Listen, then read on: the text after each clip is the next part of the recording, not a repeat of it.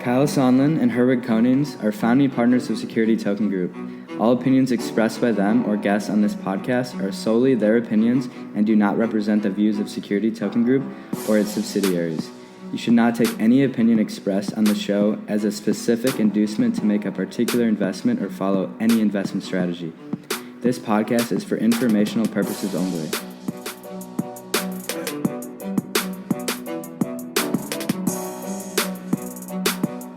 Hello everyone, welcome back to Security Token Show, episode 15. My name is Kyle Sonlin. And I'm Herwig Konings. And today we've got a great episode on how security tokens are officially legal. Now, Herwig, they've maybe been legal in some jurisdictions, as we've been talking about over the last couple of episodes. Clickbait much, Kyle? But I think that the reality is that it's important to clarify these things. We're going to cover a lot of the recent processes around the world of defining these things, and quite frankly, make sure that everyone knows that they are legal. I actually was speaking with someone this week providing some context on the industry, and they were actually convinced that security tokens are illegal here in the U.S. and like we've seen in a lot of jurisdictions alongside the U.S., that's just not the case. And it's this confusion that's what is a major problem. And so thanks to countries all around the world passing new laws to make security tokens a legitimate and official technology, we're going to see crazy adoption that we expect sometime in 2020 as most of these jurisdictions look to be coming into effect around 2020. But first, as always, let's do the news, Kyle. Let's get into it. And for our listeners that have been listening for a while now, we're going to optimize our news section to focus first on our companies of the week, because naturally that's the biggest news that's happening in the week, and at least to us, the most exciting, and why we've chosen those companies. So I'm going to get started and actually continue on our trend here with the saga of the Spencer Dinwiddie STO. That is, in fact, my company of the week, because Spencer has decided to continue moving forward with the STO, sticking to his guns. We had gone briefly into the issues last week regarding the CBA, essentially the issue being that the NBA did not want to assign or let Spencer assign his contract to a third party.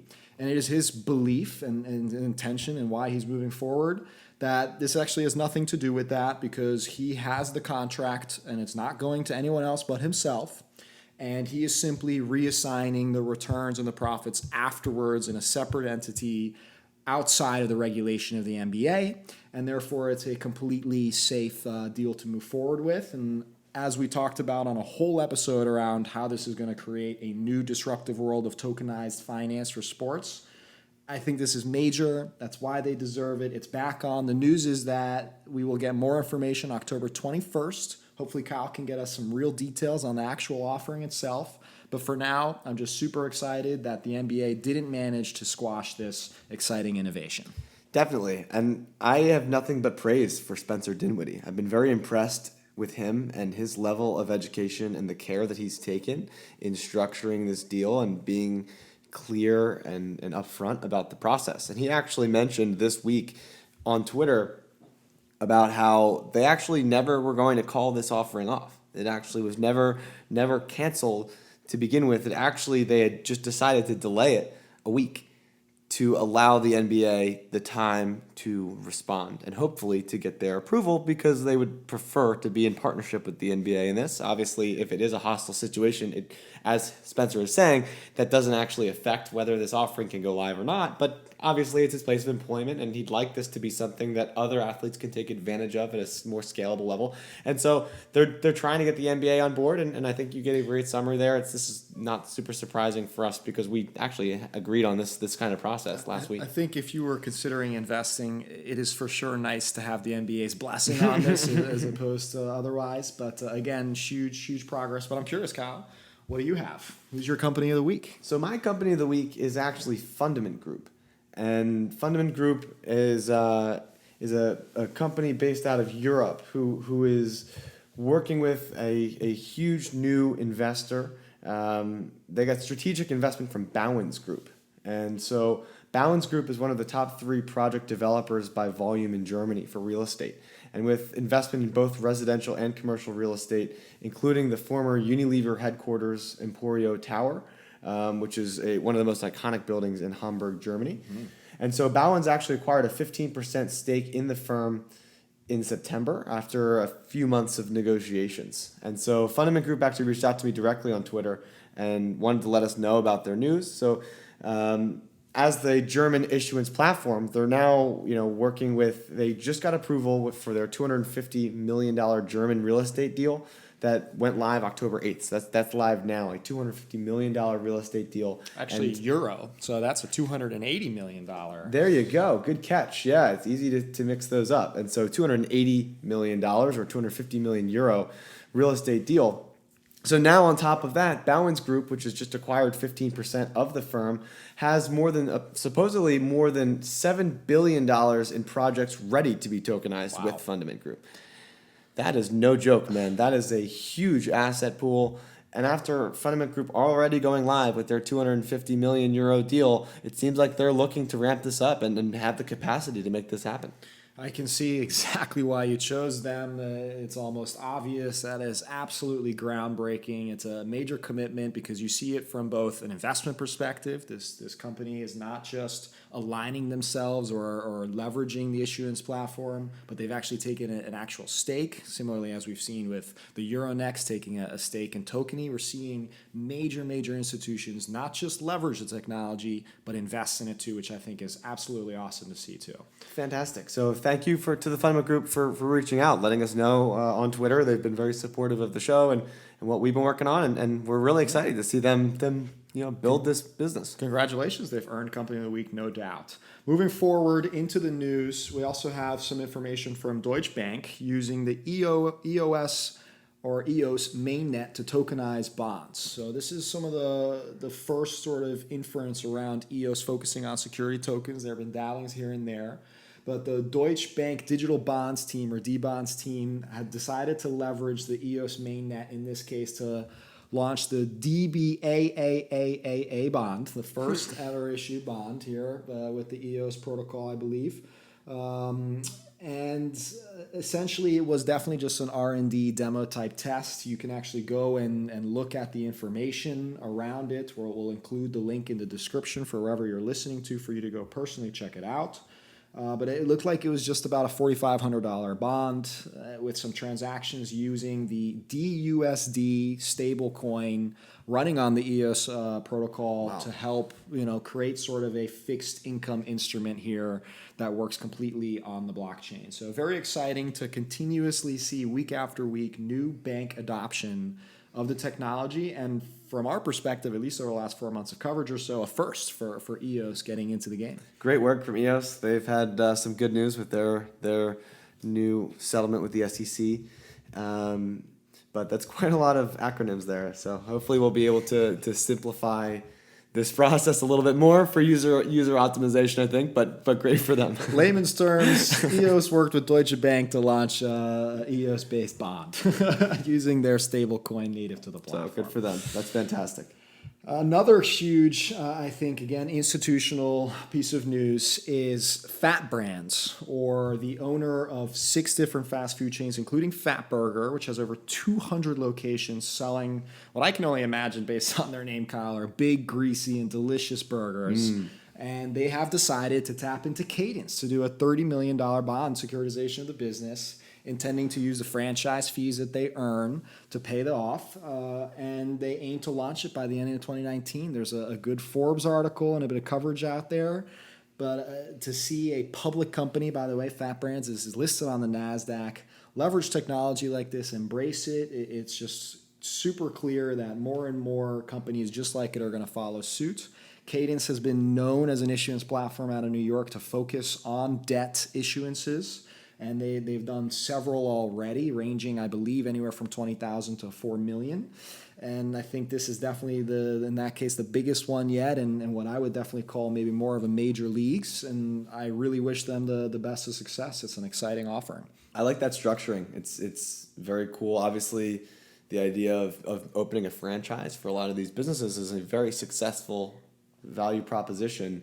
And, franchise fees are a consistent coupon that theoretically would get paid off for this bond issuance. So it's a pretty clear bond of you're getting paid a specific amount of coupons based off how many franchises is in this collection. And you get the rights to those. Presumably that could increase if they opened additional franchises. Maybe that's what they're raising the money for. So no doubt, cool. I'm looking forward to your actual details once we're able to get the coverage on it. But of course, there's nothing we can shed light on yet. Next up, we have some information direct from Twitter. OneExchange, the platform out of Singapore, has officially announced the first live trade on the platform, registered in their order book. You can actually go check it out when you sign up. And it's official. Security tokens are now trading in Asia. And we're going to see a lot more come from OneExchange. And even though this is probably potentially a demo live trade or not, I don't know. I know the platform is up and running and you can go sign up. So here we are. I know we're working hard on trying to get more information and data so that we can share that in our market update segment. Congratulations to that team. It's fantastic. And China's got a ton of demand for a lot of the other crypto products. So to see how they may shift their appetite as they have more access to real assets, it'll be very exciting. Next up, we have the SEC giving their feedback and seeking input regarding the Boston Securities Token Exchange proposal, which was filed sometime in June. They have now finally responded with their classic SEC approach, a 129-pager that I still haven't managed to get through and hope to do so. If I learn anything from that, for sure, we'll share it on the podcast. But essentially, there need to be a few rule changes in order for the Boston Securities and Token Exchange to actually go launch publicly. And for those of you who aren't familiar with the project, it's actually a joint venture, 50-50 between Box Digital and Tzero.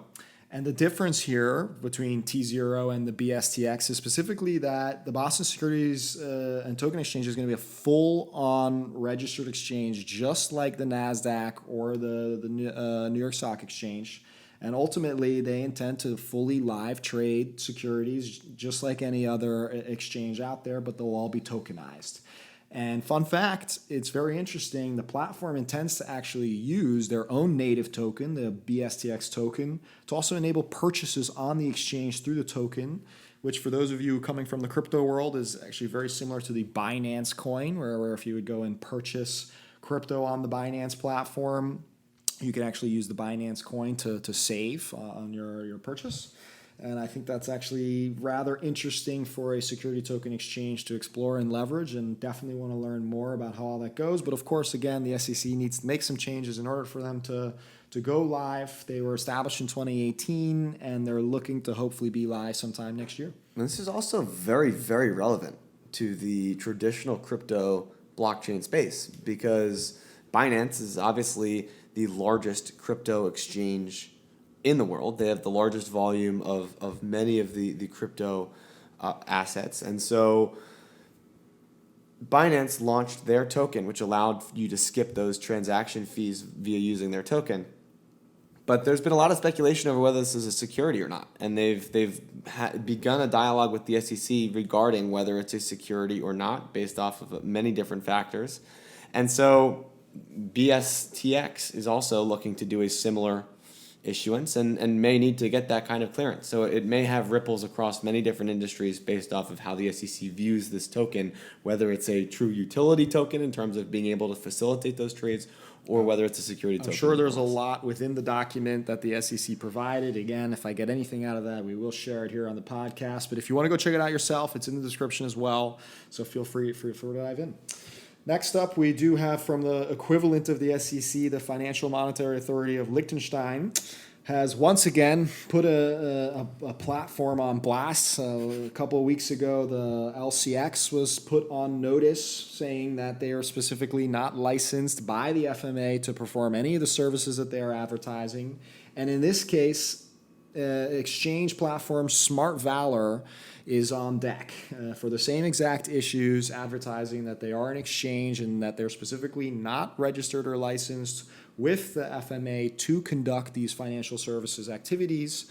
And therefore, you should be aware and be very careful if you're going to participate in their technology. Now, we do know that the team itself was very excited about some news of the Blockchain Act in Liechtenstein passing, which we're going to cover later in the episode.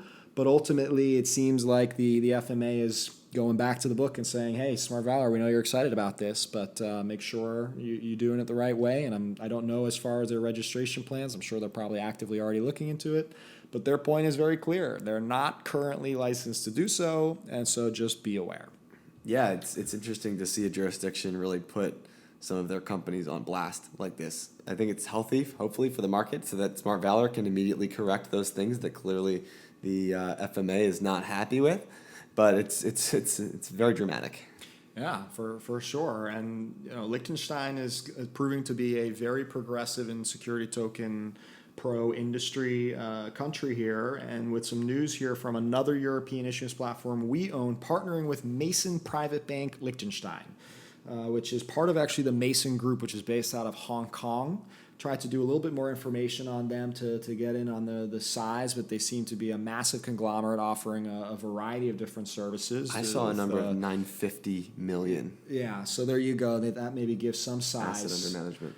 But specifically, this is the Mason Private Bank Liechtenstein, which essentially it's the same idea. Their goal is to further adopt new financial services, allowing for product innovation and efficiency improvements, and specifically across Europe and Asia, which naturally, because this firm is both based out of Hong Kong and has a global presence, clearly it makes sense as a focus. So that's exciting news because this is, again, another example of a major group working with one of these tech providers and embracing the technology.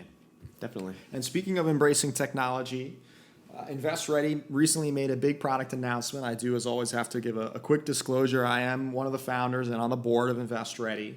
But we recently announced a new product service where we can offer instant income verification for accredited investors. This is major news, really. I'm not just plugging this. It's something that we've been working very long and hard to make possible. The friction created by having to verify and qualify an accredited investor is one that can turn people off. It is complex. It can take time. There's sometimes back and forths to it.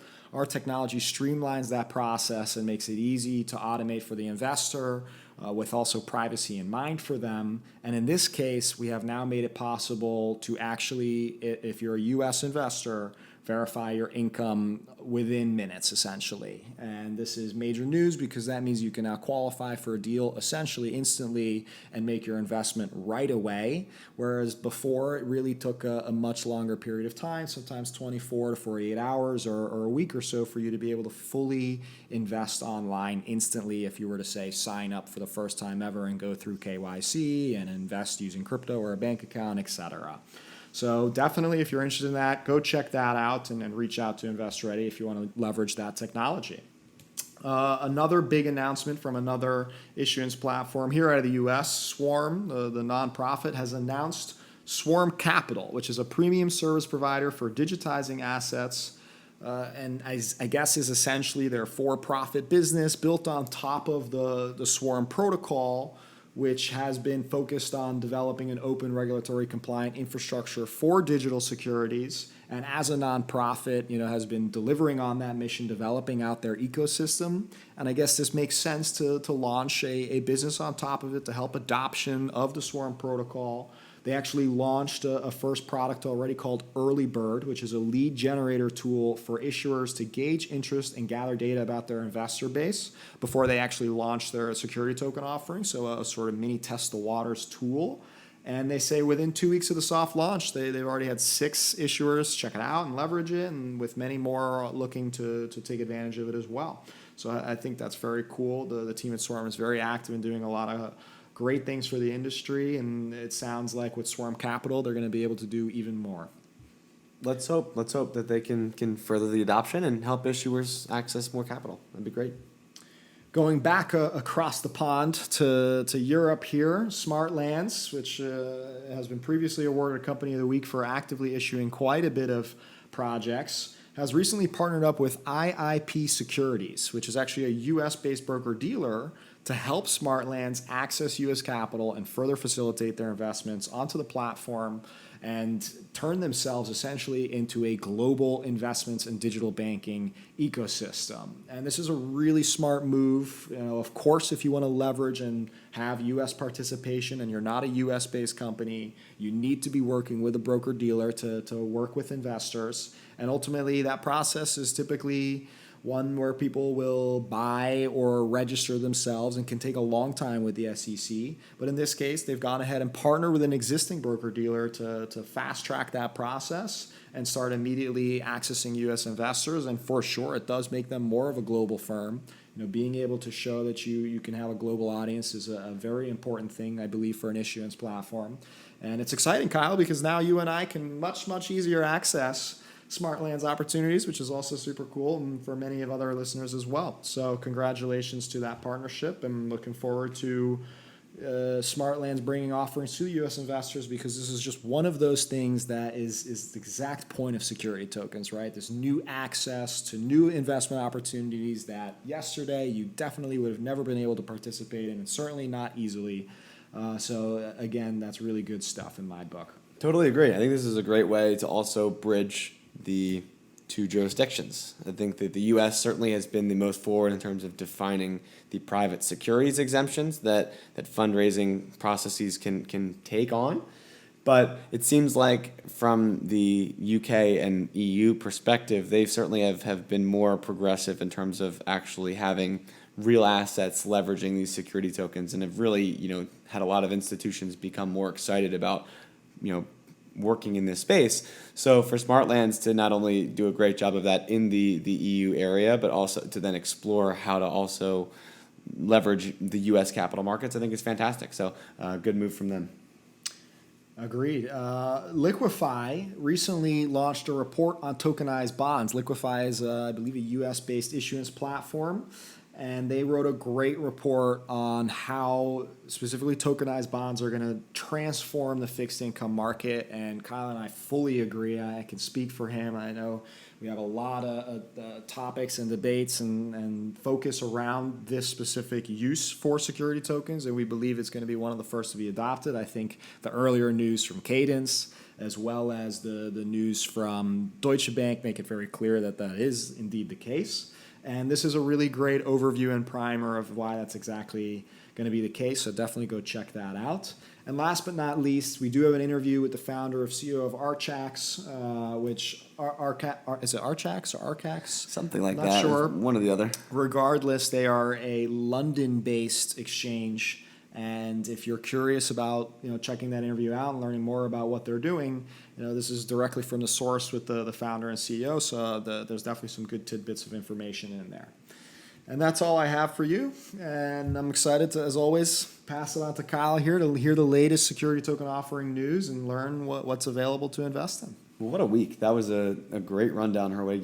You just killed through that, so that's fantastic. Going into the security token offering news, we have an update on the Fundament Group's bond issuance. So if you remember, Fundament Group is the issuance platform out of Germany we had talked about earlier.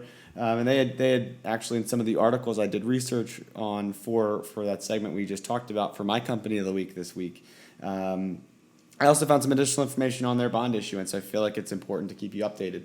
So just as a reminder, they did a $280 million real estate bond token sale, open for both institutional and retail European investors. That went live October 8th, so that was last week. And the token was initially to be backed by 5 separate construction projects, with 3 of them in Hamburg, 1 in Frankfurt, and 1 in the university town of Jena, Jena. And so it was initially going to be backed by these 5 projects, with the opportunity potentially to add more to that once they were able to successfully raise and successfully build these projects. But the CEO of Fundament Group, Thomas Ermel, actually announced that the firm will also consider including some of the projects from their new investor Bowens into their real estate portfolio for the token sale. So this may be expected, as Bowens provided a huge capital injection for them and acquired a large stake in the company, that they would consider some of those portfolio pieces into this token sale. But that also is exciting because it means that Bowens is ready to move now on this. This doesn't just mean that Bowens is investing now to keep their eye on it in the future. This is more like, no, maybe we can actually get some Bowens projects into this initial token sale and really get this thing off the ground. So that's fantastic. Again, Bowens has $7 billion in assets in terms of real estate. So this is a huge partnership. Moving next into Current Media. So Current Media has a token that they were able to successfully fundraise for. I was unable to find a lot of information on their primary offering, but more importantly, the CRNC token is actually set to go live on Openfinance and its international partner network. So Openfinance is a security token exchange here in the US, as we've mentioned before. They have 5 or 6 assets live now on the platform. I believe it's 5, it could be 6. A few venture fund LP interests. They've got a few equity, and so they're actually now going live with the CRNC token, Current Media. And so Current Media is a company that claims to have over 2 million registered users, and that their token gives brands discounted access to ad inventory within the Current network and enables users to earn rewards faster when streaming music.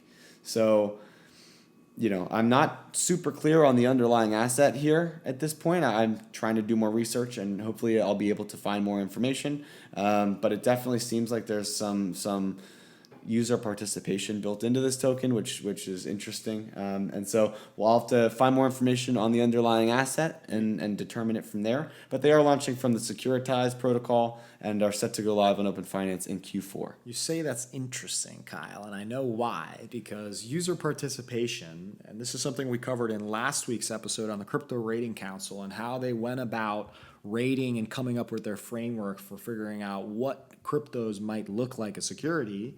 And one of those is having, the concept of a utility token and user participation, right? And so if this is a security token launched by Securitize getting listed on Openfinance, you kind of wonder, is what's going on here? Is this a security token or is this a utility token if you've got this sort of participation component to it? It's important. It's definitely very important to reiterate, as we always do, that a compliant ICO is not a security token, right? So just because you're taking the proper precautions to only onboard specific investors, that does not mean that it's a security token.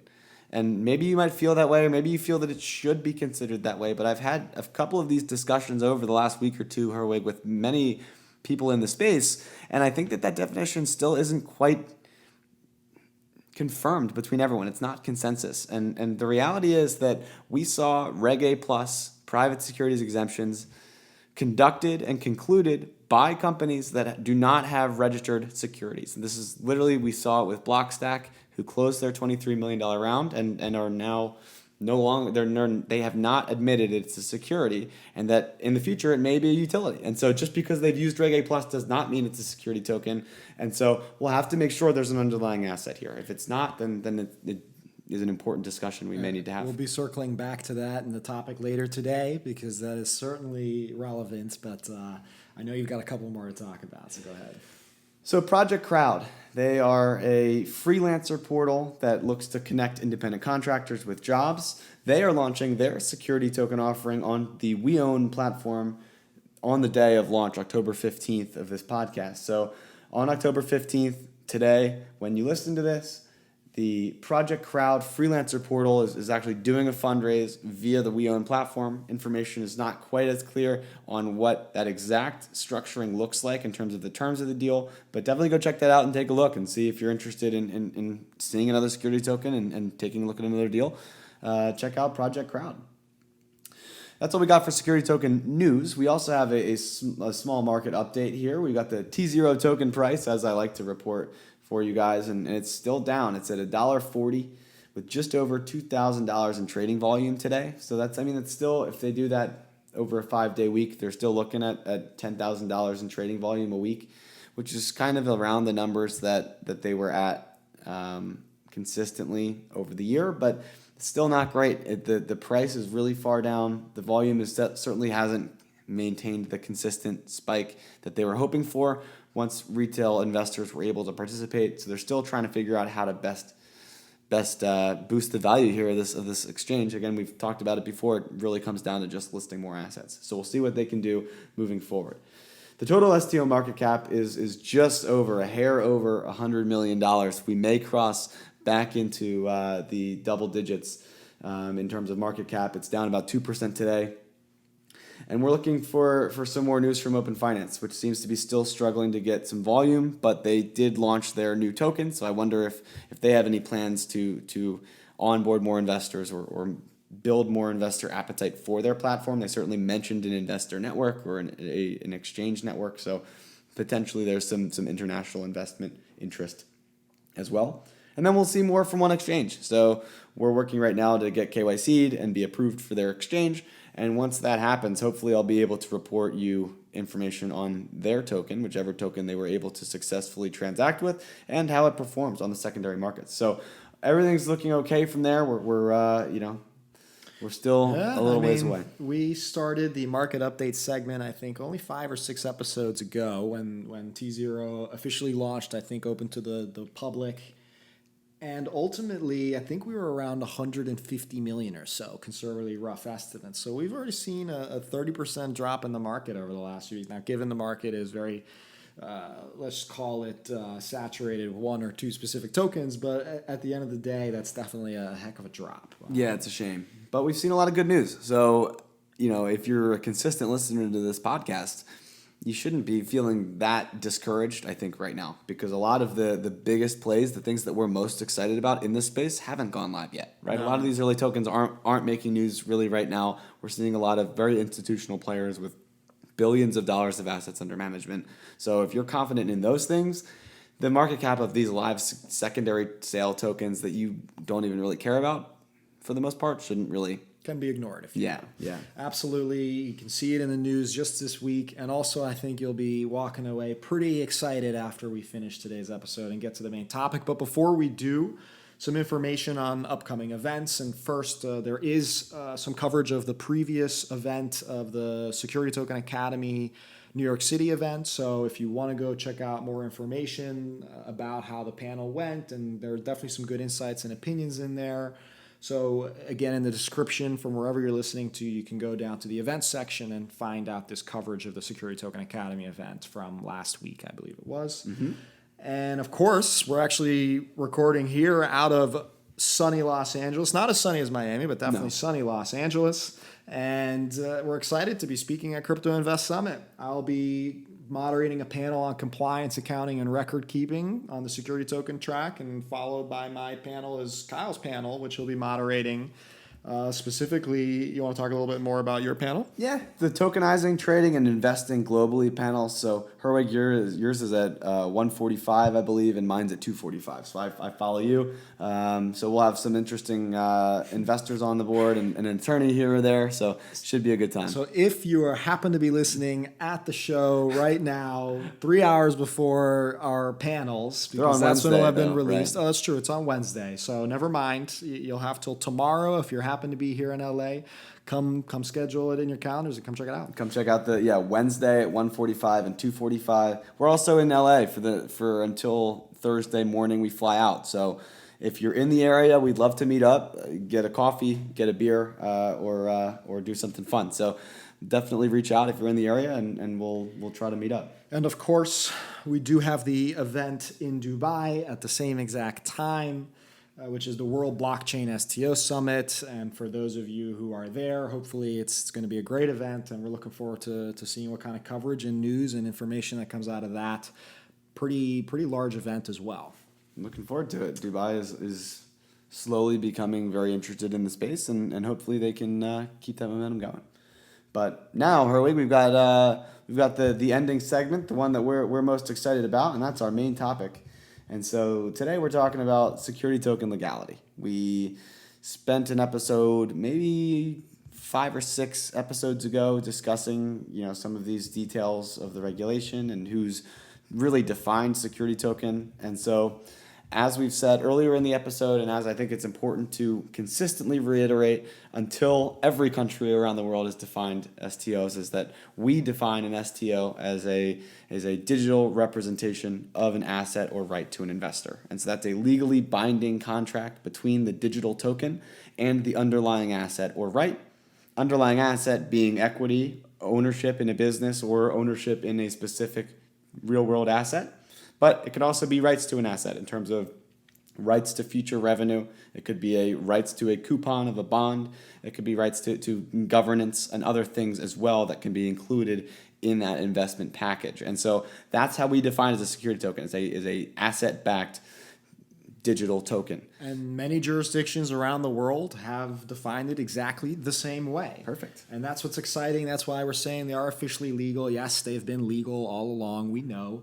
But ultimately, what we're getting at is that there are now over 12 jurisdictions around the world that have officially put out legislation focused on defining security tokens and as well, typically at the same time, cryptocurrencies and the like.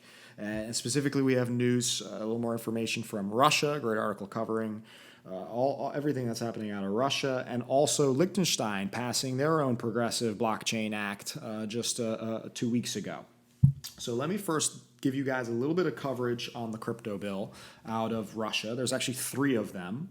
The focus really is the third bill, which is the one that's primarily designed around clarifying STOs and ICOs.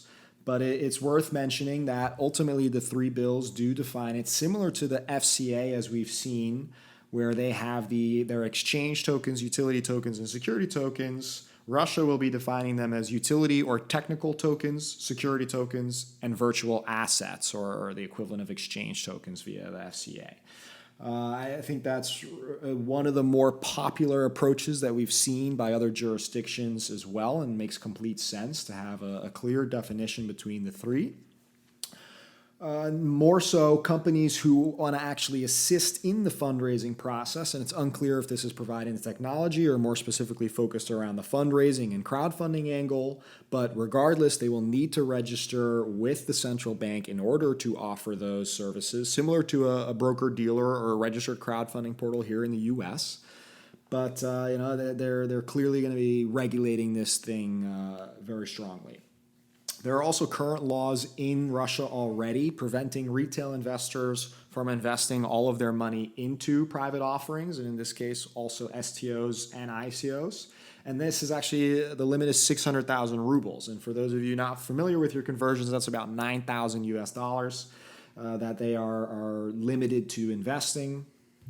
Russia's central bank, finally, is also worth mentioning, has a definite strong opinion about Bitcoin, if you will, calling it a high-tech pyramid scheme. So there's definitely tension in the country, but the government is very clear that they are looking to enter into the new age of finance and clarifying the security token laws and ICO and cryptocurrency regulations. So it's safe to say they're officially bullish. They're officially in on the race. I'm happy that they draw that distinction. I think that regardless of how you feel about Bitcoin, security tokens is really just digitizing current securities. It's essentially taking paper securities from the 80s and putting them into the online world in the 2000s and 2010s, right? Most of the equities or stocks or bonds that you're trading are through brokerages online anyway. And so we're essentially just kind of making the same jump from traditional securities into a more digital form that can be exchanged even more freely than the way that we're doing them now.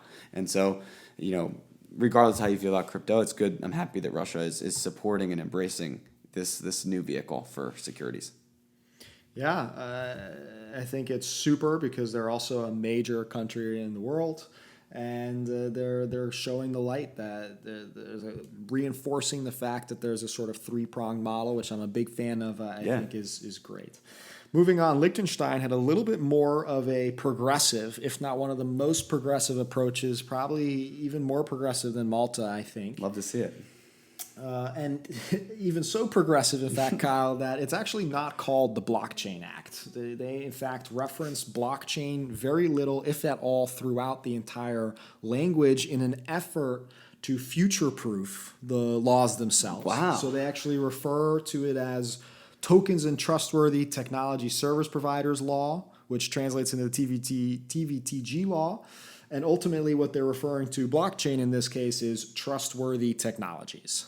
So that's an interesting approach. And they do have something called the token container model, which is essentially a framework designed to encompass tokenization of just about anything.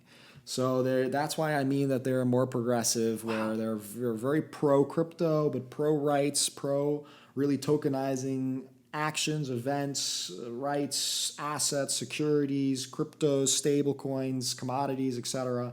They've gone into it extensively, and I look forward to learning more about the token container model myself as I do my research. But I think this is very big news. The country's always been very pro digital securities and security tokens for a while, and now it's really official, and the laws themselves will kick in 2020.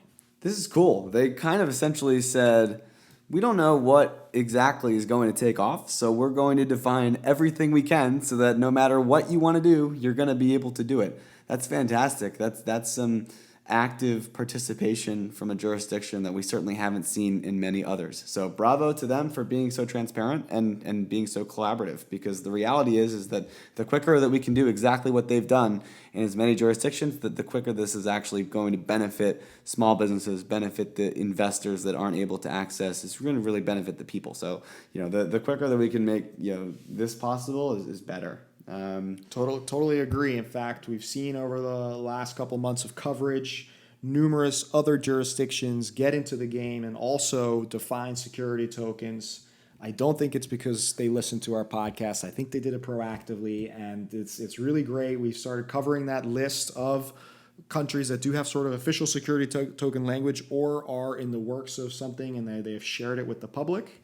Kyle, I think you have that list. Yeah, we've got a few other countries as well, the UK, Switzerland, Abu Dhabi, with Dubai interested as well, Gibraltar, Malta, Seychelles, Japan, Singapore, Taiwan, and Thailand. All have had official security token definition language. We excluded a few from this list that have approved some sort of security token infrastructure without specifically defining it.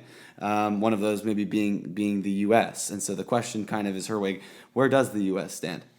Yeah, that's a very popular question, Kyle, and you're right, because in fact, security tokens have not been defined in the U.S. I would say right now that the 12 or 13 countries and jurisdictions that we've just mentioned are more progressive right now than the U.S. by proactively going ahead and defining security tokens so that digital securities infrastructure can emerge. But also, I think the other component to consider is also the investor protections, right? It's one thing to have the traditional investor protections.